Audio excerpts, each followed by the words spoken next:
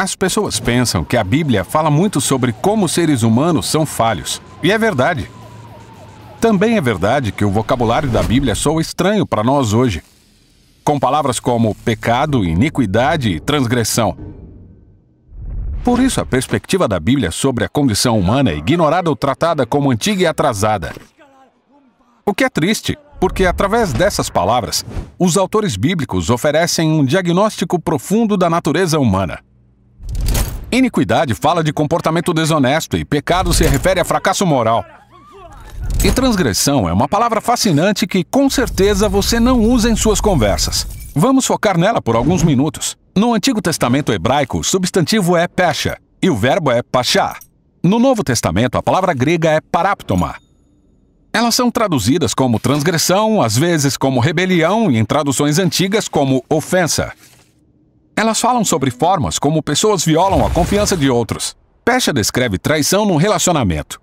E como há muitos tipos de relacionamentos, muitos comportamentos podem ser pesha. Por exemplo, se duas nações têm um relacionamento, chamamos de tratado. E pachá descreve a quebra desse acordo. Como lemos no livro bíblico de 2 Reis, após a morte do rei Acabe, Moabe fez pachá com Israel. Essa frase é traduzida como Moabe se rebelou contra Israel.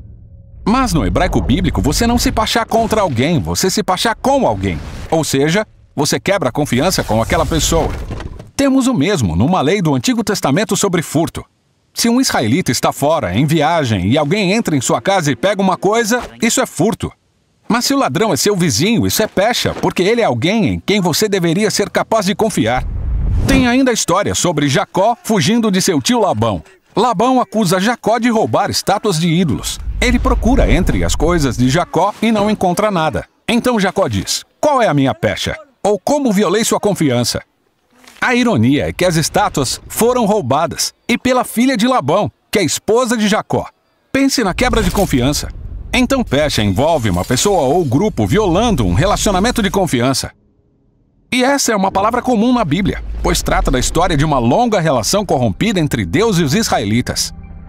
No Monte Sinai, eles concordaram que adorariam só o seu Deus e cuidariam dos pobres, mas não fizeram. Então Deus trouxe profetas para confrontá-los, como Miqueias que disse: eu estou cheio de poder com o Espírito do Senhor, e com justiça e coragem para declarar a Jacó a sua pecha. Ou ainda Amós, ele acusou os israelitas de pecha, por idolatria e por vender os pobres por um par de sandálias. Ele ainda acusou outras nações, como Tiro, que lucrou por capturar cidades inteiras e depois vendê-las como escravos. Ou mesmo os amonitas, que assassinaram inocentes para ampliar fronteiras. Para Amós, todos esses atos são pecha. Eles violam a confiança universal que existe entre os seres humanos que são feitos à imagem de Deus. Ele viu esses líderes ignorarem ou justificarem maus tratos em nome da segurança nacional ou de uma economia mais forte. Para Amós, isso foi traição à humanidade.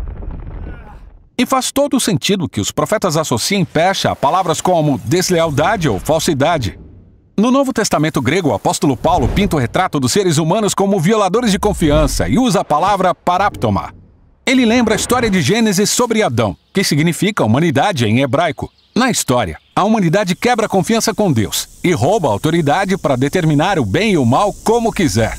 Paulo chama isso de o paraptoma de Adão, a violação da confiança da humanidade em relação a Deus e ao próximo. Isso leva a uma complicada rede de relacionamentos desleais e corrompidos, causando violência e morte. Mas para Paulo, essa não é a palavra final. Ele diz: se a morte chegou a todos por meio do paraptoma de um ser humano, quanto mais a graça de Deus transbordará para muitos mediante um homem, Jesus, o Messias. Ao invés de deixar a humanidade se destruir em traição, Deus levanta um ser humano que deixaria que a nossa pecha causasse o dano a ele.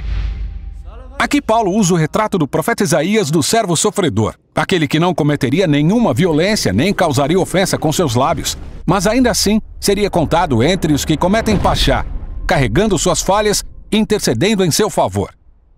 E essa é a surpreendente história da Bíblia, que a resposta de Deus a pachá e ao paraptoma da humanidade foi Ele mesmo ser fiel em nosso lugar. Os apóstolos afirmam que Deus em Jesus assumiu responsabilidade pela nossa traição, para que pudesse abrir um novo futuro e uma nova forma de ser humano, o caminho da fidelidade, integridade e confiança. Esse é o tipo de ser humano que Jesus era e é. E esse é o tipo de seres humanos que Ele quer criar, na medida que Ele conduz fielmente nosso mundo rumo à nova criação. E essa é a fascinante história por trás das palavras bíblicas para a transgressão.